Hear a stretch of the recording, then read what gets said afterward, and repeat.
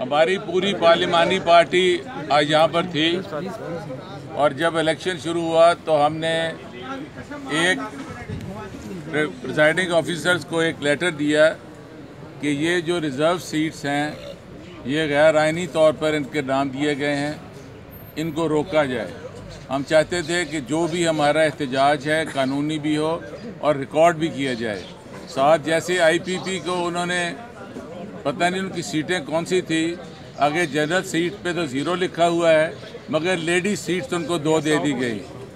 उस पर हमने किया और हम उस पर शरीक भी हुए हैं और इस पे हमने बतौर एहतजाज रिकॉर्ड करवा कर उसमें हमने शामिल भी हुए हैं और हमने उस पर आइन का हवाला भी दिया है।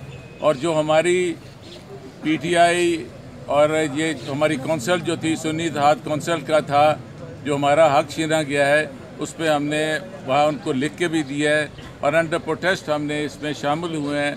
और मेरे ख्याल में ये जो इलेक्शन भी है ये गैर आइनी है और इसमें कोई अखलाकी जवाज़ भी नहीं है। राणा साहब ये बताइए कि आपने तो उनको लिख कर दे दिया, लेकिन प्रिजाइडिंग ऑफिसर के पास तो ये इख्तियार नहीं है, जिस तरह कल स्पीकर साहब ने भी कहा था कि ये नोटिफिकेशन इलेक्शन कमीशन ने किया, तो उसके लिए हाई कोर्ट से या किसी गुजारिश है कि जब भी आप कोई भी एतराज़ होता है किसी वोट पर तो वो आप उधर इलेक्शन कमीशन नहीं जाते हैं या रिटर्निंग ऑफिसर के पास नहीं जाते हैं, आप प्रिजाइडिंग ऑफिसर को कहते हैं कि ही शुड बी रिफ्रेंड, उसको रोका जाए। जो हमारा आइनी कानूनी तरीका था उसमें हमने किया है। बाकी ये जिस तरीके से ये बुलडोज कर रहे हैं ऐसे निज़ाम चलते नहीं है। राणा साहब ये बताएं कि आपने गैर आइनी इलेक्शन करार दे दिया इससे, अभी इलेक्शन जारी है और आप भी वोट डाल के आए हैं, क्यों हम इनको क्यों ऐसे फ्री पैसे दे रहे हैं? इनको क्यों ऐसे जाने दें? इनको एहसास होना चाहिए। देखें, एक चीज़ होती है कि अब आप चाहते हैं कि हम दोबारा अभी चेयरिंग क्रॉस पे चले जाएं, 100 मेंबर 110 बैठे ही हमारे। हम चाहते हैं कि हम आइनी और कानूनी जंग लड़ रहे हैं, हम अदालत का भी दरवाज़ा खटखटा रहे हैं, हम इलेक्शन कमीशन के भी। इलेक्शन कमीशन कोई रूल आर्टिकल 51 के तहत उनको कोई इख्तियार नहीं है कि वो ये करें, क्योंकि ये तो चले उन्हें कर लिया कि ये नहीं हमारी सीट्स हो रही। ये हमारी सीट्स जो हमारे 110 मेंबर्स की थी ये कैसे उनको एलोकेट कर सकते हैं? जीते हम हैं और उनको किस बुनियाद पर रहने का? इस पर प्रोपोर्शनल रिप्रेजेंटेशन का एक लफ्ज़ आता है, उसमें ये हमारा हक है। हम अगर हमारा हक नहीं देते तो ये तो हमारे उसमें भी है, फिर हमें छीनना भी आता है। अच्छा साहब, आप वोट तस्लीम ना भी किए जाएं, जो ये 25 हल्फ लिए हैं उनको अगर माइनस भी कर दिए जाए तो आसिफ अली ज़रदारी फ़र्ज़ करें फिर भी सदर बन जाते हैं, तो क्या आप उनको सदर तस्लीम करेंगे या नहीं करेंगे? ये तो बात की बात है तस्लीम किसी करना, मगर इसके सिर्फ ये 24 ये सीटें जो कर रहे हैं इसका यहाँ पर इम्पैक्ट नहीं होता।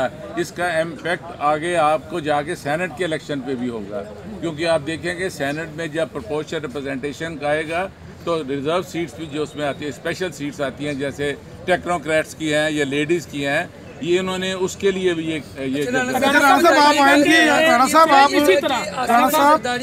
इसी तरह 2 साल पहले भी इसी असम्बली में हो रहा था जो आज हो रहा है। तो मुझे आप ये बताइएगा कि क्या मुफाहमाना कोई कोशिशें हो सकती हैं हाउस को चलाने के लिए? कोई अच्छा माहौल बन सकता है क्या? देखें, हम माहौल को हमेशा अच्छा चलाते हैं, हम कानून और आइन की बात करते हैं। अगर उनको नहीं समझ आती, अंदर हमें नहीं हक मिलता, तो क्या हम इसका आइन आपके आइन में फंडामेंटल राइट्स में है कि हम एहतजाज का हक रखते हैं।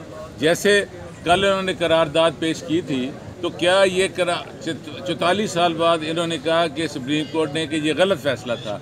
अगर आज इमरान खान साहब को, शाह महमूद कुरैशी साहब को, चौधरी परवेज़ अलाई साहब को, चौधरी एजाज साहब को, जितने भी हमारे दोस्त हैं, हमारी डॉक्टर लेडीज़ भी हैं, अगर उनको आज ये 4 साल बाद कह दें कि इन पे गलत किया, इनको गलत गैर कानूनी तौर पे यहाँ पे रखा गया, तो उसका क्या फ़ायदा है? Delay justice is denial justice. इसलिए हम कह रहे हैं कि हमें इंसाफ अभी मिलना चाहिए। इनको फिल फॉर तौर पर जैसे ये कहते हैं माहौल बेहतर हो, हमारे जो सियासी कैदी हैं उनको रहा किया जाए। अभी कल की बात है, हमारे एक MP हैं शाहिद रज़ा साहब, उनके एक ही दिन की एहतजाज पे 3 मुख्तलिफ थानों में पर्चे दे दिए गए हैं। उस पर हम अगर तहरीक इस्तेहकाक लाएंगे तो उसको हमारा एक आइनी हक है। इसलिए इनको चाहिए इनके रवैये से और इनके किरदार से हम साबित करेंगे। अगर वो कहते हैं कि हम अपोजिशन को क्रश कर देंगे, इस तरह कहने से क्रश नहीं होते हैं। हम जमहूरी ज़हन रखते हैं और पॉलिटिकल ट्रेनिंग के साथ जहाँ आए हैं, हम ऐसे नहीं एक नज़रिए के साथ आए हैं। इमरान खान साहब का जो नज़रिया है उसने हमें खौफ से निकाला है, उन्होंने हमें शऊर दिया है।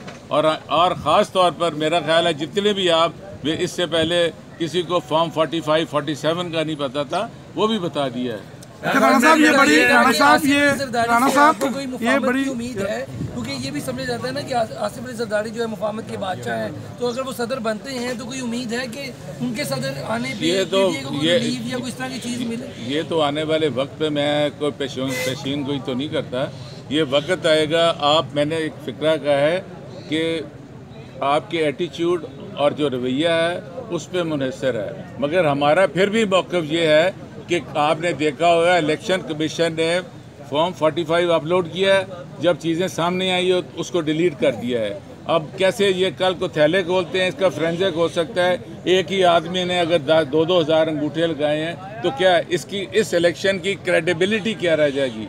इसलिए हमें ये है कि आपकी पिल डैट जितनी है, दूसरी ये हमारी क्या उनको कहते हैं हम NGOs वगैरह हैं, उन्होंने कहा है कि these were not free and fair election.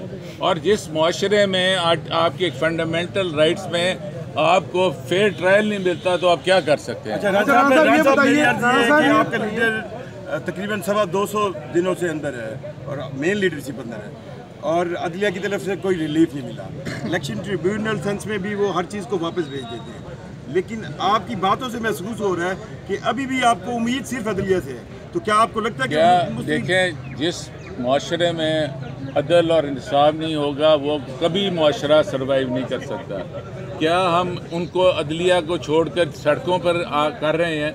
एहतजाज हमारा हक है, मगर हम फिर भी तवक्को करते हैं कि जैसे इन्होंने 45 साल बाद एक फ़ैसला किया है, ये खुदारा अभी फ़ैसला करें और हमें हक दिया जाए और इंसाफ पर मबनी हो। ये ना हो कि एक आदमी फैसलाबाद, अभी हमारे एक फादर रुकन थे, वो आज तक कभी गए ही नहीं है फैसलाबाद, उसको 9 मई के इसमें उसको भी वहाँ फिट किया हुआ है।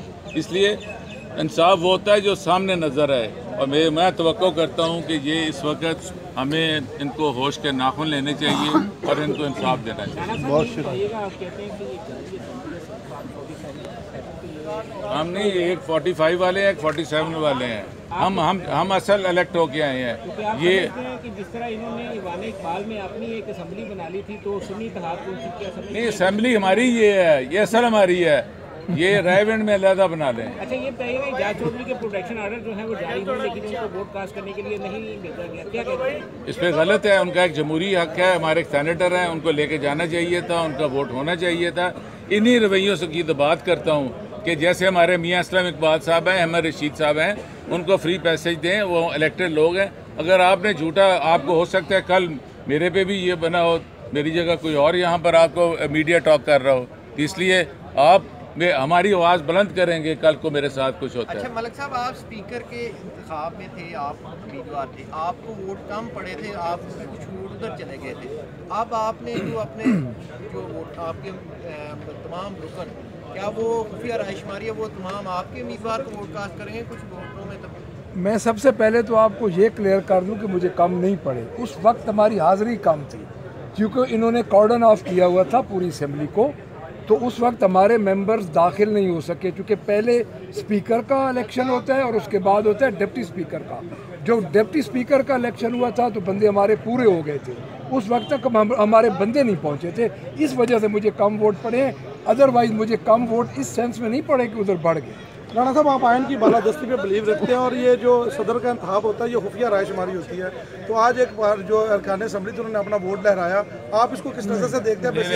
मेरे में नहीं है ये कोई ज़ेब दास्तान के लिए भी कुछ कह देते हैं। ऐसे हमारे बड़े बाशऊर लोग हैं, मेंबरान हैं, और हमें अपने मेंबरान पर पूरा एतमाद है। बहुत शुक्रिया सर, बहुत शुक्रिया सर।